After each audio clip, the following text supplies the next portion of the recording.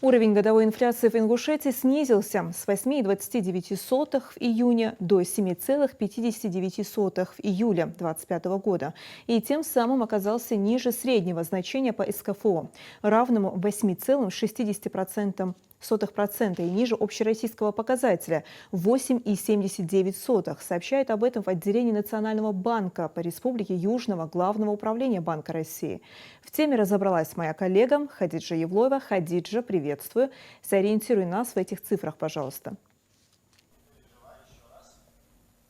Приветствую студию новостей. Да, я поясню.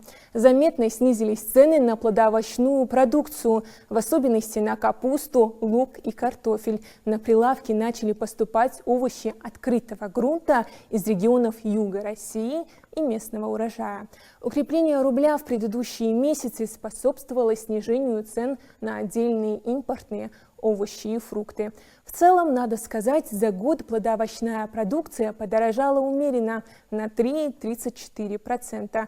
Яйца дешевеют 5 месяцев подряд. В июле цены на них снизились на 1,57%, а накопленным итогом за год на 30,5%. Основная причина – увеличение предложения на рынке благодаря росту производства в стране. Сахар стал дешевле из-за увеличения его предложения на оптовом рынке. Это связано с желанием производителей реализовать накопившиеся запасы сахара в преддверии нового урожая. В целом за год цены на сахар почти не изменились. В свою очередь цены на рыбопродукты в июле выросли. Это объясняется снижением вылова и увеличением расходов рыболовецких и перерабатывающих предприятий в основных регионах-поставщиках. За год рыбопродукты подорожали на 14,85%. Выросли цены и на большинство видов электроники и техники. Это связано с окончанием сезонных акций на них в магазинах крупных федеральных ритейлеров. При этом за последние 12 месяцев эта категория товаров подорожала незначительно на 2,19%. Продолжился рост цен и на медицинские товары. За месяц они подорожали на 0,5%, а за год на 7,11%.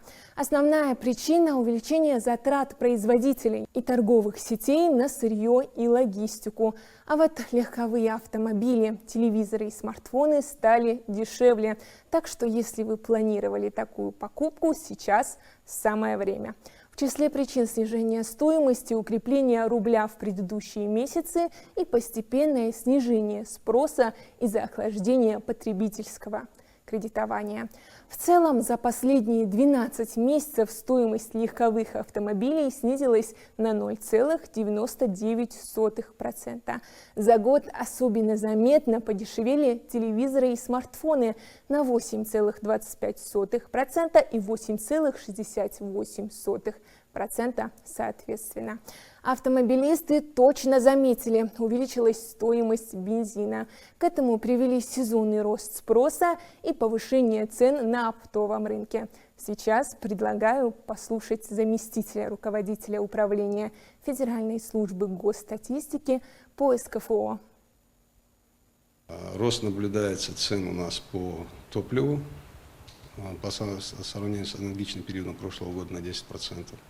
Серьезный рост дает услуги коммунальные, там, по электроэнергии 9%, по газу 10% и по коммунальному водоснабжению 20 с лишним процентов рост цен именно по этим категориям.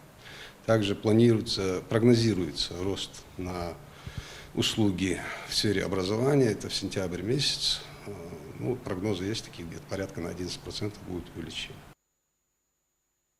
Отмечается, что основной вклад в месячное удорожание услуг внесла ежегодная индексация тарифов на жилищно-коммунальные услуги с 1 июля. В результате накопленный за последние 12 месяцев прирост цен на жилищно-коммунальные услуги, включая аренду квартир, составил 12,38%. Повысился спрос на поездки в Турцию, Египет и Объединенные Арабские Эмираты, что привело к росту цен на услуги зарубежного туризма. Годовой прирост цен в этом сегменте составил 4,6%. Также интересно, что в последние годы в Ингушетии, как, впрочем, в Чечне и в Дагестане, наблюдается один из самых высоких темпов прироста населения в России. И такой демографический тренд усиливает актуальность развития халяльных кластеров и инфраструктуры в этих республиках. Уже сейчас крупные инвестиции идут в халяльные пищевые производства, открытие новых предприятий по стандартам халяль. Рост мусульманского населения не только религиозное, но и экономическое явление. В ближайшие годы он поспособствует развитию халяльных кластеров, созданию новых рынков, появлению современной инфраструктуры для детей и семей. По словам экспертов, все это открывает широкие перспективы для дальнейшего роста производства, образования и социальной сферы с учетом исламских традиций. Вот такая информация. Студия.